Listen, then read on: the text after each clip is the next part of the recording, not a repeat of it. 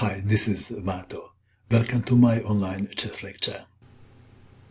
In this video I will show you a game between Nava and Carlos Torre. This game was played in Yucatan, Mexico in 1927. Nava had white pieces and he started with e4. Carlos Torre played e5 and now f4. King's gambit. Pawn takes pawn, king's gambit accepted. Knight to f3. g5 defending the pawn and in some variations threatening g4. Bishop to c4. g4. By the way, this opening is called Muzio gambit. White to move. White knight on f3 is under attack. What is the best square for the knight? What would you do? If knight to e5, queen to h4 check is a possibility for black. Nava sacrificed the bishop on f7, check. King takes bishop. Knight to e5 check. King to e8. Queen takes pawn on g4. Knight to f6 attacking the queen. Queen takes pawn on f4. For a sacrificed piece, white has two pawns plus attack. So he hops. d6 attacking the knight. What is the best square for the knight? Perhaps knight to c4 comes to mind. Nava castled kingside. d takes on e5. Queen takes pawn on e5 check. Queen to e7. Queen takes on f6. Queen takes queen, rook takes queen. The dust has settled a little bit. There are no queens on the board, and black king is feeling safer. White has 3 pawns for a piece, so material is about equal. Question is, which player will sooner activate his army? Black to move. Bishop to c5 check. King to h1. Rook to g8. c3 intending d4. Black to move. What would you do in this position if you had black pieces? Carlos Torre played a brilliant move. Bishop to h3, threatening bishop takes pawn on g2. g3. If pawn takes bishop, rook to g1 checkmate.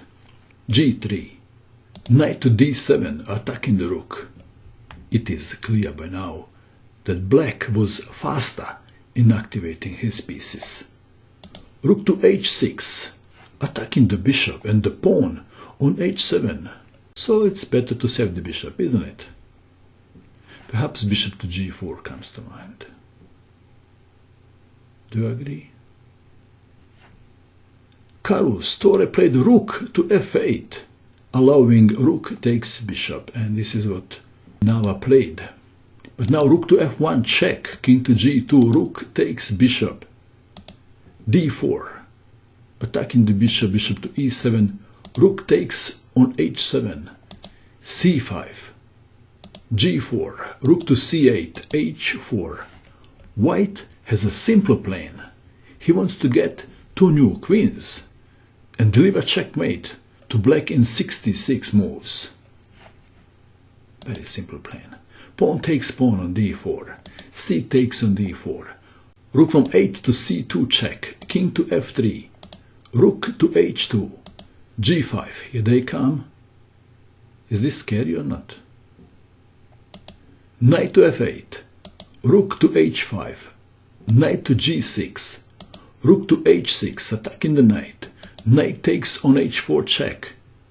King to g3, forking the rook and the knight. Which piece to save? What to do? What would you do? Please pause the video and find the best move for black. What did you find? Black played a move and white resigned. The move is rook to g2 check. White resigned. If king goes to f4, then rook to f1 check, king to e5, rook takes on g5 check, king to e6, knight to g6, rook takes knight, rook takes rook check, king to d5, and then perhaps rook from g to g1, a4, rook takes knight, rook takes rook, rook takes rook. And we can stop here, and let's go back just to see what happens if after rook to g2 check, king takes knight. If king takes knight, then rook to h1 check mate. Very nice game. What do you think of this game? And what do you think of King's Gambit? And that is all. I hope that you enjoyed watching this video. I wish you good luck with your chess, and bye for now.